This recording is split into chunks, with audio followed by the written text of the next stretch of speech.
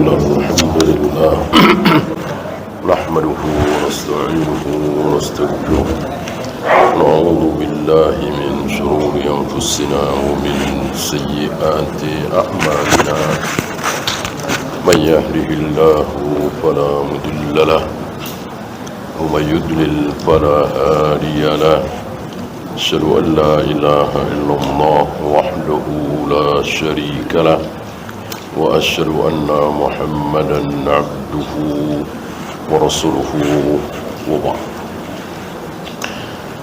Kita sampai pada masalah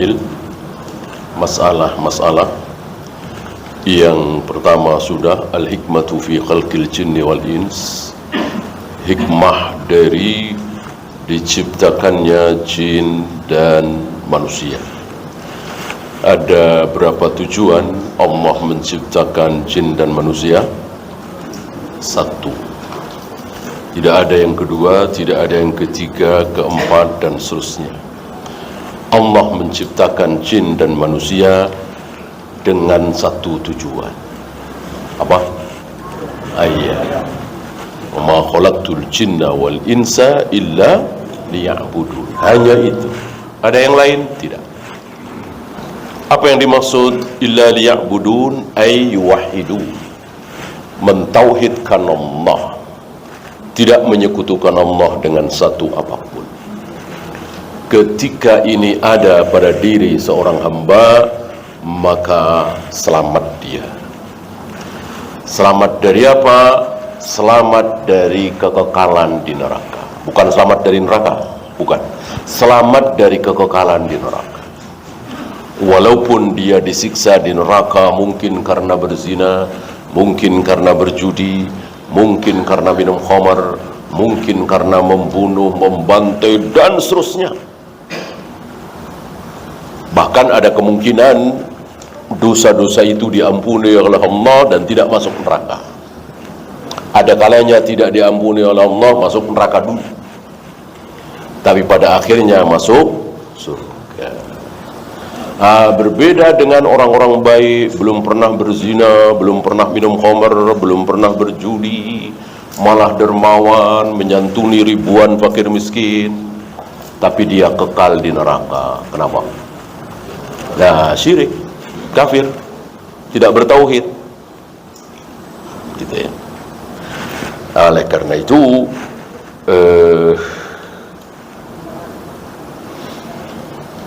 al-khusumatu fihi, ini yang selanjutnya ya, pertengkaran, perselisihan, peperangan itu harus karena tauhid. Karena fikih tidak boleh, karena ijtihad tidak boleh ya.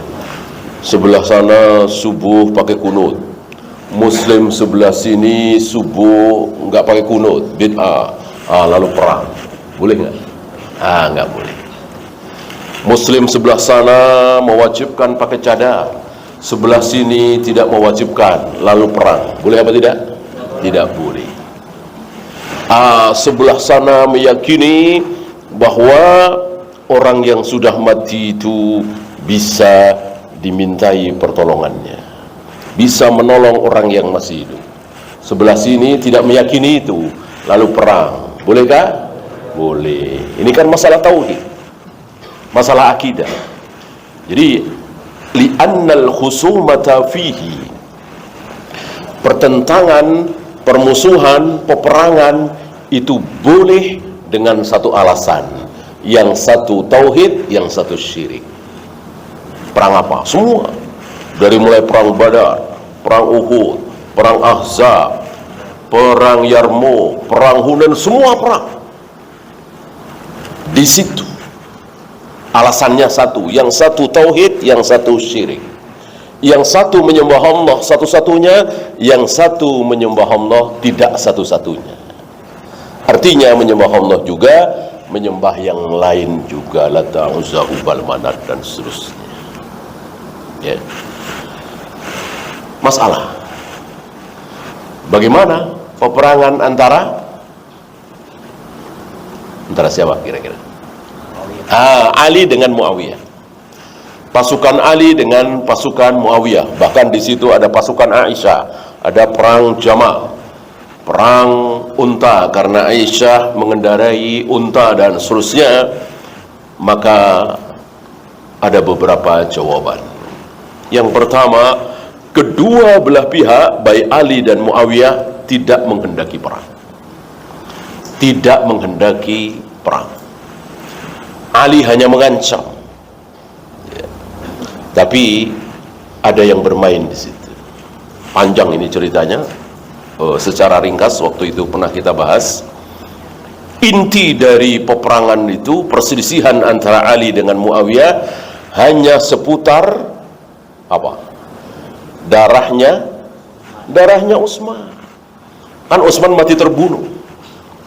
Kata Muawiyah, siapa pembunuh Utsman harus segera kita cari. Kata Ali, gak bisa, sulit.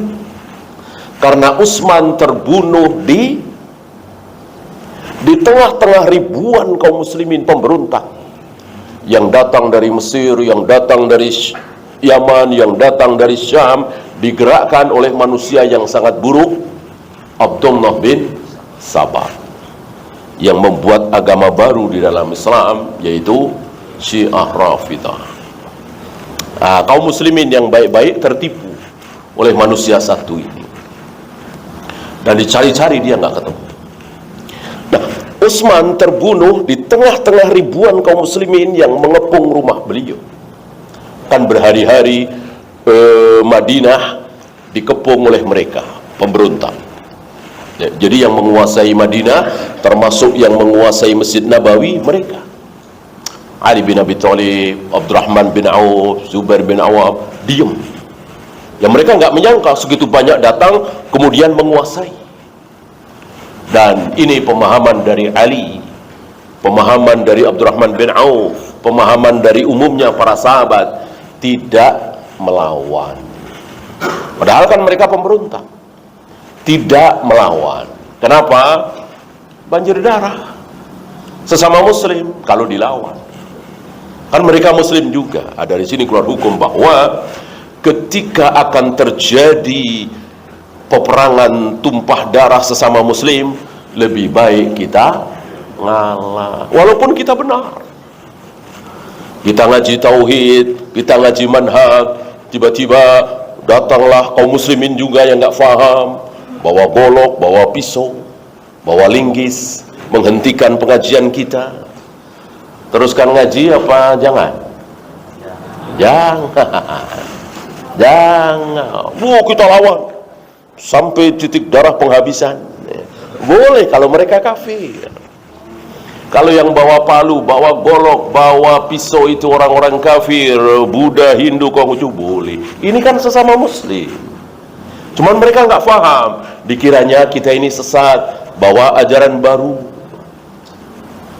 Mosok ngajarin orang nggak boleh baca sholawat gitu. Padahal siapa yang melarang baca sholawat? Ya kan? Ya begitulah. Tahulah ya, orang di bumbu-bumi oleh mereka. Padahal yang kita larang cuman sholawat naria, sholawat badar, sholawat al-fatih. Adapun sholawat Ibrahim yang diajarkan oleh Nabi alaihi salatu wassalam, boro-boro melarang, kita mengajarkan, kaum salaf mengajarkan. Ya begitulah ya, karena syubhat. Maka kita yang tahu, kita yang tidak terkena syubhat harus ngalah. Apa dalilnya? Sing waras ngalah, itu kan dalilnya kan. Ya kita kan merasa waras, ngalah lah. Mereka nggak waras, orang nggak tahu. Ya dalilnya itu sing waras ngalah. Ya udah ngalah. Jangan kemudian ditentang di ini, udah ngalah. Ngalah untuk menang. Perlu pindah-pindah, perlu berhenti. Jangan dilawan. Kecuali mereka kafir. Nah kalau kafir, ya itulah yang dicontohkan oleh Nabi alaihi salatu wassalam, dilanjutkan oleh para sahabat ridwanullah alaihim jami'an. Nah sedikit tentang darah Utsman tadi. Ali memakai kaidah apa? Lebih baik salah tidak menghukum daripada salah menghukum. Ini kaidah yang disepakati oleh semua a'imah. Jadi si fulan ini salah misalnya, tapi tidak dihukum, itu lebih baik daripada si fulan ini tidak salah tapi dihukum.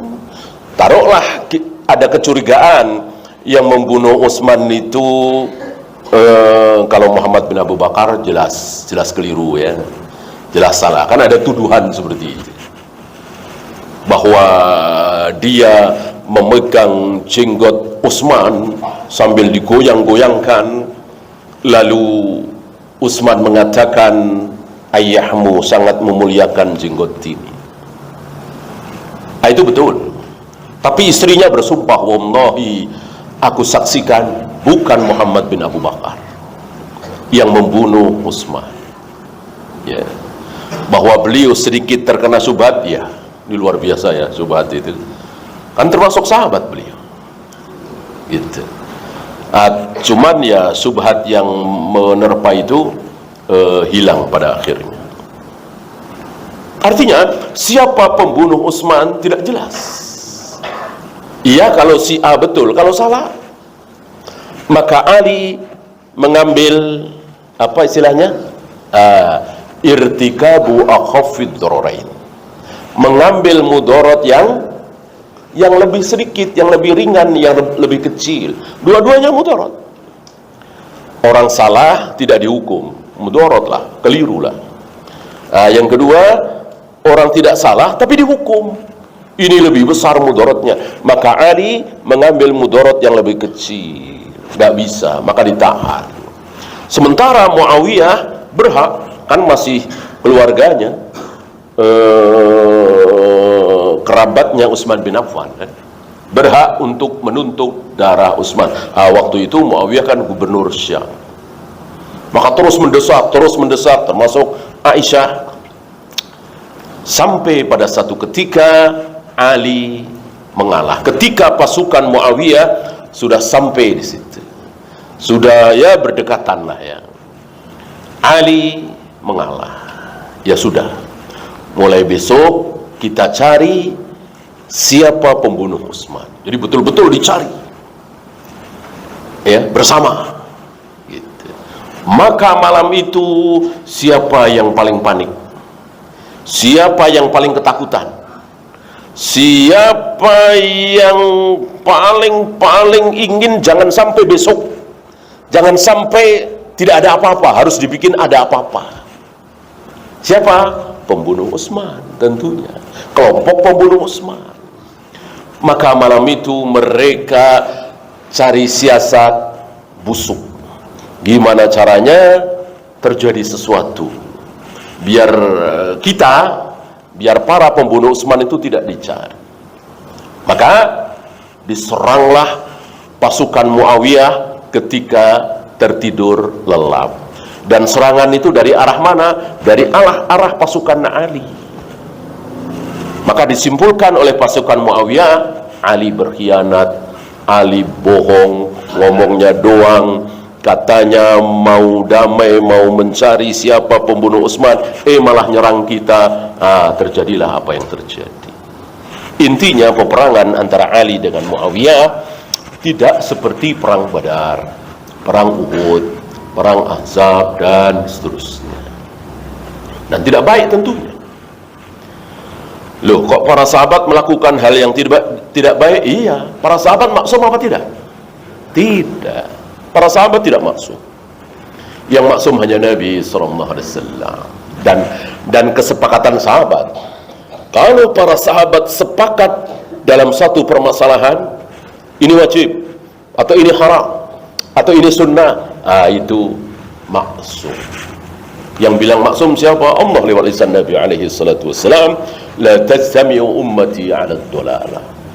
Tidak mungkin para sahabatku bersepakat dalam kesalahan. Artinya kalau para sahabatku sepakat pasti benar. Ya. Maksimal ucapan para imam apa? Masih ingat?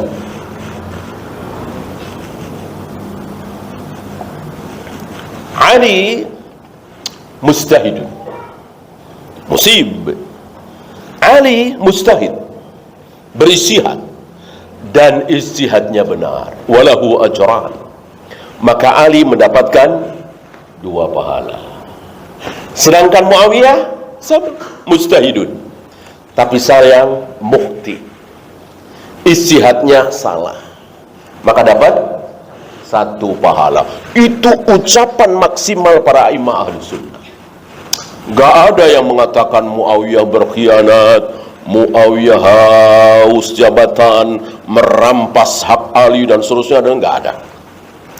Sebagaimana yang kita dengar dari sebagian orang-orang jahil, menjelek-jelekkan Muawiyah, mencaci maki Muawiyah, apalagi orang Syiah Rafidhah, habis Muawiyah, seolah Muawiyah itu bukan orang muslim. Itu di mata Rafidhah. Ali disanjung setinggi langit, bahkan disembah oleh Rafidhah.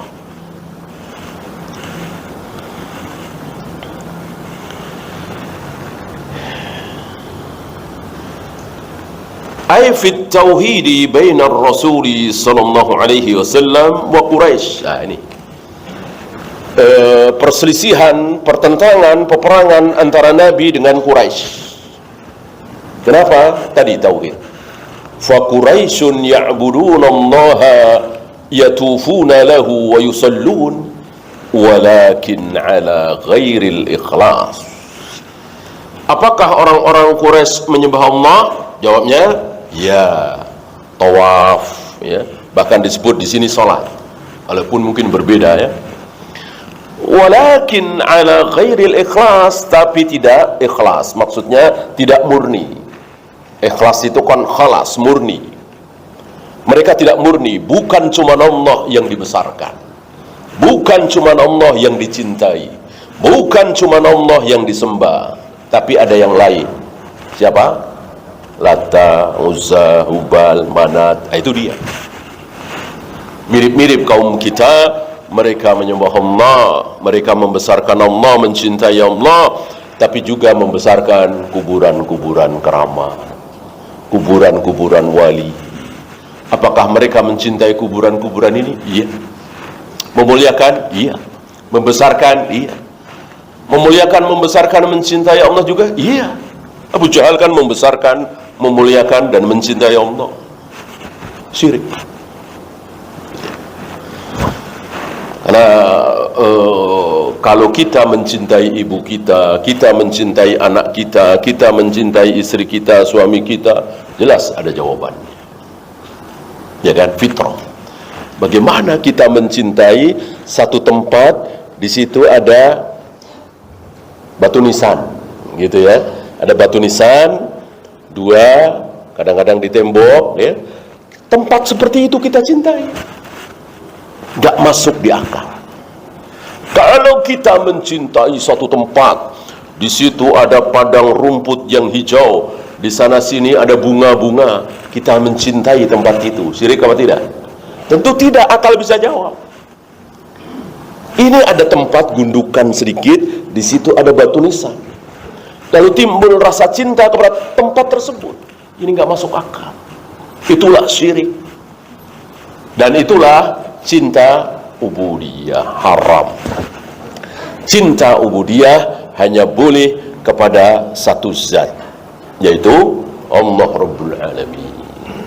Maka tidak boleh kita mencintai kuburan, walaupun kuburan Nabi SAW. Yang kita cintai adalah Nabi SAW, ajaran-ajarannya, bukan kuburannya.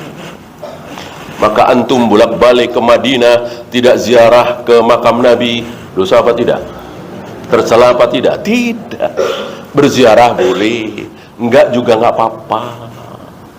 Bahkan Imam Malik marah, enggak suka melihat, apa masih ingat? Dari Mesir, dari Syam, dari Irak, mungkin dari negeri kita, sampai ke Madinah, yang dituju pertama langsung kubur Nabi. Imam Malik enggak suka, marah. Imam Malik menasihati, kalau ke Madinah, yang pertama kali dituju, yang pertama kali tujuannya adalah sholat di Masjid Nabawi. Solat di Masjid Nabawi. Kalau pas waktu solat, ya solat apa duhur, apa asar. Kalau sampai Madinah Masjid Nabawi kok jam 9 pagi, ya solat duha atau tahiyatul masjid. Kalau bisa di Raudhah silahkan, kalau nggak bisa ya dimanapun. Setelah sholat silahkan ziarah ke kubur Nabi. Ya, besok lusa ziarah Nabi lagi? Tidak, cukup sekali. Dalam satu kunjungan kita ke Madinah 5 hari misalnya, seminggu misalnya, 10 hari, cukup sekali. Sama dengan umrah. Sekali kunjungan kita ke Mekah seminggu misalnya, 5 hari misalnya, cukup umrah sekali. Berkali-kali bid'ah. Kenapa? Karena Rasul dan para sahabat cukup sekali.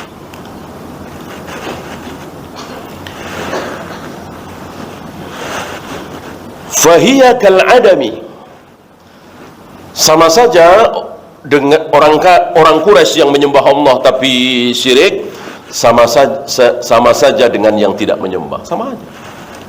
Sama-sama kafir, sama-sama syirik, sama-sama kekal di neraka. Walaupun mereka menyebut-nyebut Allah, tawaf juga, sa'i juga. Wallahi demi Allah, berapa kali keluar dari mulut Abu Jahal Abu Lahab. Tapi nasib Abu Jahal Abu Lahab sama dengan orang Hindu, Buddha yang seumur-umur tidak pernah menyebut lafaz Allah demi Allah, seumur-umur tidak pernah tawaf, tidak pernah sa'i, nasibnya sama-sama kekal di neraka. Ya, karena Allah tidak mau, kemarin sudah kita baca ya, ana aghna syuraka'i 'anis syirki. Aku adalah zat yang paling tidak butuh dengan persekutuan, yang paling benci apabila disekutukan. Man amila amalan asyraka fihi ma'i ghairi, barang siapa yang melakukan amalan, apapun amalan itu, di sini tanpa alif lam, nakira lil istiqraq, artinya apapun, mau salat, mau puasa, mau zakat, mau haji, mau apapun. Kok dia karena aku dan karena selain aku, taraktuhu wa syirkahu, aku tinggalkan dia dan sekutunya. Artinya Allah tidak akan menerima. Kemudian beliau membawakan dalil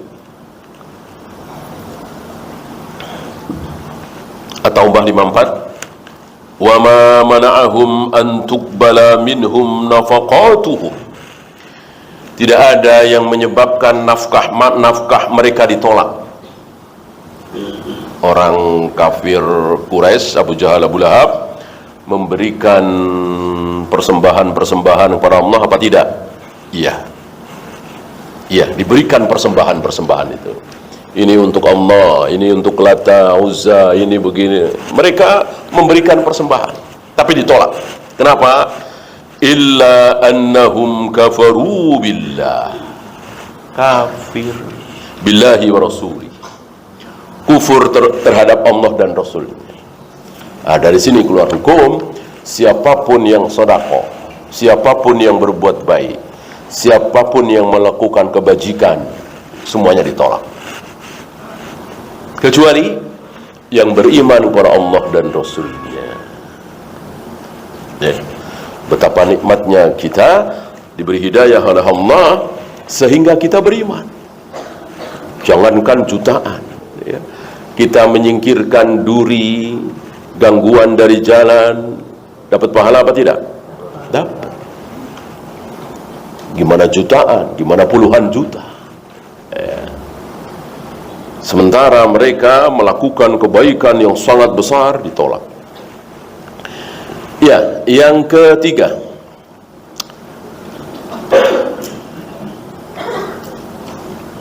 fafihi makna qawlihi ta'ala wala antum 'abiduna ma a'bud. Kalian tidak menyembah apa yang aku sembah. Nah, mungkin ada yang bantah, katanya sama-sama menyembah Allah, kok di sini dikatakan beda, ya? Katanya sama-sama menyembah Allah, mestinya kalian menyembah apa yang aku sembah, karena kalian juga menyembah Allah. Tidak, tetap dikatakan kalian tidak menyembah Allah, karena menyembah Allah harus murni, tidak boleh bercampur dengan sembahan selain Allah. Kenapa Abu Jahal, Abu Lahab dikatakan tidak menyembah Allah? Karena Abu Jahal, Abu Lahab selain menyembah Allah juga menyembah Lata, Uzza, Hubal, Manat. Ya. Lastum abidina ibadati, ibadah kalian tidak seperti ibadahku. Lianna ibadatakum mabniyatun ala syirki, karena ibadah kalian dibangun di atas syirik. Falaisat biibadatin lillah, maka itu bukan peribadatan karena Allah. Wudu saja jangan sampai salah, tayamum saja jangan sampai salah, adzan qomat jangan sampai salah. Ini akidah salah, Allah tidak mau. Maka kesalahan wudu, kesalahan tayamum, kesalahan mandi junub, walaupun seumur-umur, bayangkan seumur-umur dalam keadaan junub karena mandi junubnya salah, misalnya ya, setiap kali mandi junub rambutnya masih kering, misalnya ya, karena jahilnya, berarti kan seumur-umur dalam keadaan junub, sholat apa nggak sah, ya. Tapi dia tidak syirik, akidahnya benar, tauhidnya benar, masih ada harapan masuk surga, ya. Kalau akidahnya salah, tauhidnya rusak, sudah nggak ada harapan. Walaupun sebaliknya, sholatnya benar, mandi junubnya benar, tayamumnya, wudunya, azannya, qomatnya benar, percuma kalau akidahnya salah. Ya, yang keempat,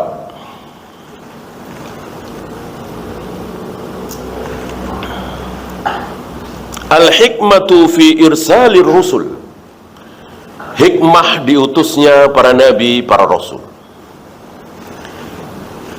Akhadaha rahimahullah min qawlihi ta'ala, ini beliau ambil dari firman Allah surat An-Nahl ya, walaqad ba'asna fi kulli ummatin rasulan, sungguh kami telah utus di setiap umat seorang rasul. Walaupun bisa dua, bisa tiga, tapi rasulun di sini dalam bentuk mufrad, bukan rusul, tapi rasulun. Tapi bukan berarti pasti satu, bisa saja dua, bisa saja tiga, ya. Antum masih ingat Nabi Ibrahim bertemu dengan Nabi Ismail, bapak dan anak, dua-duanya nabi. Nabi Ibrahim bertemu dengan Nabi Ishak, bapak dan anak. Nabi Ishak bertemu dengan Nabi Yakub, bapak dan anak. Yakub bertemu dengan Yusuf, bapak dan anak. Musa bertemu dengan Harun, dan begitu seterusnya. Jadi tidak harus satu. Dan setiap umat, maka tidak ada umat yang tidak ada nabinya. Masih ingat jumlah nabi? 124.000. Insya Allah umat tidak sebanyak itu, karena satu umat bisa 2 nabi, 3 nabi, ya kan. Dengan demikian umat itu lebih sedikit dari jumlah nabi, ya. Yang kita tahu ada kaum Ad, kaum Samud, Bani Israel, ya. Mungkin tidak sampai ribuan. Ani abudullaha, seluruh para nabi, para rasul itu mengatakan sembahlah Allah. Terusannya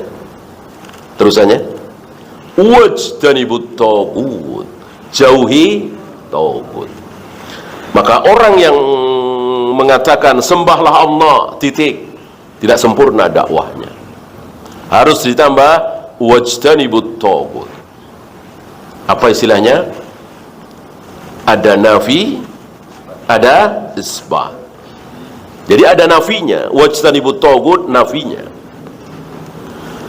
Kalau taghut tidak dibawa, maka jangan kalian menyembah kecuali kepada Allah. Itu baru sah. Ya. Tuhan saya Allah, Allah Tuhanku. Allah adalah Tuhanku. Ya. Sahkah tauhid seperti ini? Apakah dia sudah bertauhid? Belum. Karena belum ada nafi. Ya. Maka harus menafikan dulu. Bagi saya tidak ada Tuhan kecuali Allah. Tidak ada yang berhak disembah kecuali Allah. Baru sah. Ada nafi, ada isbat.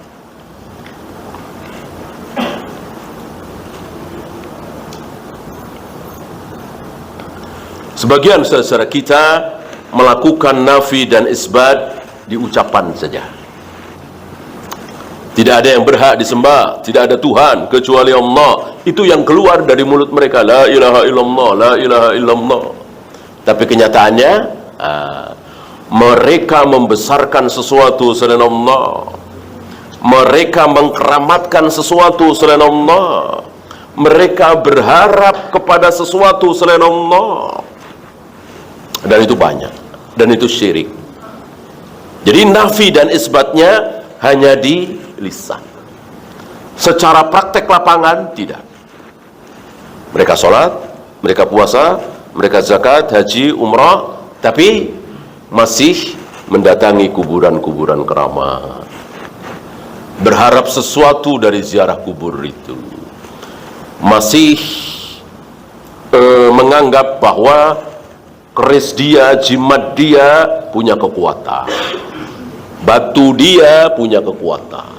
Nah itu dia tidak menafikan selain Allah. Allah jelas mereka terima, tapi yang lain tidak dinafikan. Buat apa ucapan tidak sesuai dengan praktek? Buat apa coba? Ya. Maka di sini betapa dakwah tauhid sampai hari ini masih sangat penting. Berapa ribu saudara-saudara kita yang seperti ini.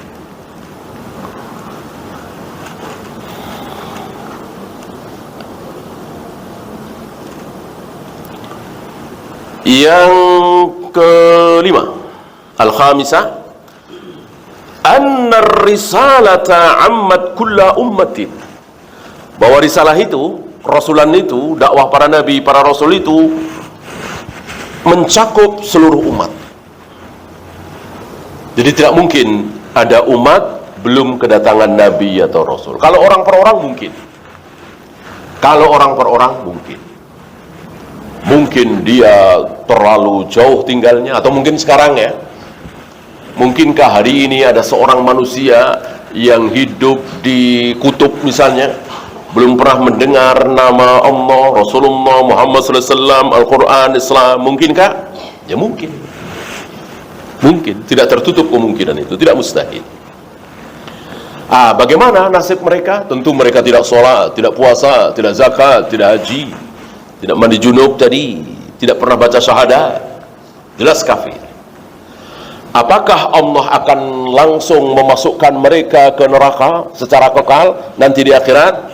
Masih ingat jawabannya? Tidak. Karena Allah Maha Adil. Dan Allah sudah mengikrarkan keadilan itu. Di ayat yang disampaikan oleh Nabi kepada para sahabat. Wa ma kunna mu'adzibin hatta nab'atha rasulan. Kami tidak akan mengazab siapapun sebelum kami utus seorang rasul, juru dakwah. Jadi ketika seorang kafir tapi belum kedatangan dakwah sama sekali, maka kami tidak akan mengazab. Berarti langsung masuk surga? Enggak juga. Masih ingat? Akan diuji dulu, akan diuji lagi. Jadi nanti akan ada ujian di akhirat, khusus orang-orang yang sewaktu di dunia belum menerima dakwah, baik itu dakwah Islam la ilaha illallah atau yang lebih kecil dari itu. Sampai dia mati, belum pernah ada ustadz dai menyampaikan bahwa nyukur jenggot itu haram misalnya.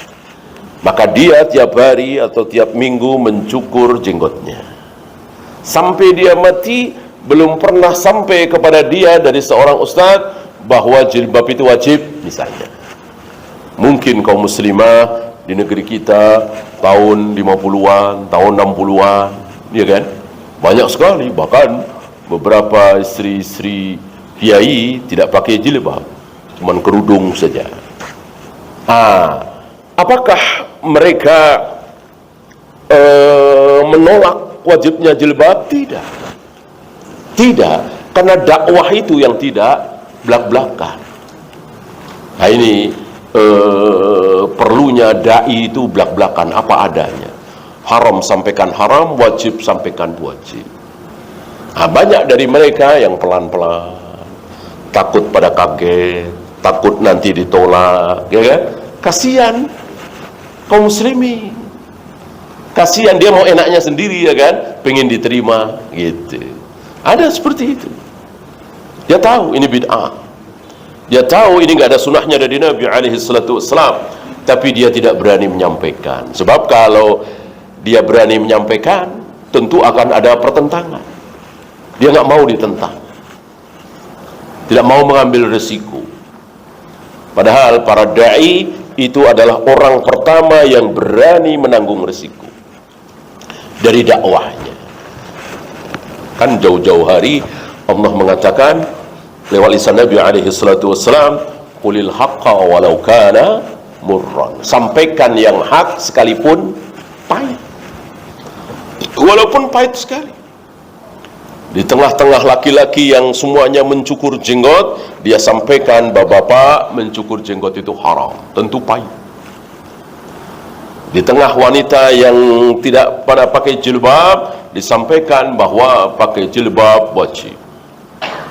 Di tengah kaum muslimin yang makan riba, dia sampaikan riba haram begini-begini. Tentu ini pahit, tentu mengandung resiko, dan itulah dai. Sebab kalau tidak begitu, kasihan kaum muslimin. Berapa banyak kaum muslimin itu sebetulnya dia mau baik. Sebetulnya kalau ada yang menyampaikan bahwa mencukur jenggot itu haram, insya Allah dia tidak akan mencukur. Sayang nggak ada yang menyampaikan. Itu yang terjadi.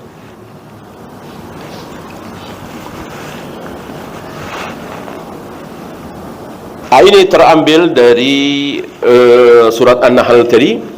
Walaqad ba'atsna fi kulli ummatin rasulan. Sungguh kami utus di setiap umat itu rasul.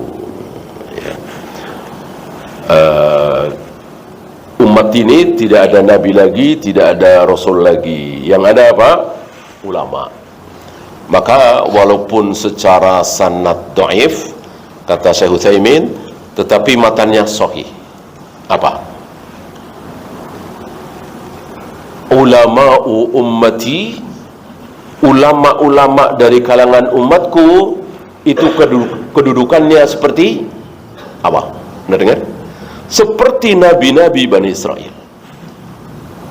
Yasusu alaihimul anbiya. Bani Israel itu susul menyusul para nabi. Ya, Nabi Musa belum wafat, ada Nabi Harun, ada Nabi Yusuf bin Nun, terus kan? Adapun umat ini tidak ada nabi, yang ada ulama. Ya, silakan azan dulu. Sallallahu ala Muhammadin sallallahu alaihi wasallam wa akhiru da'wana alhamdulillahi rabbil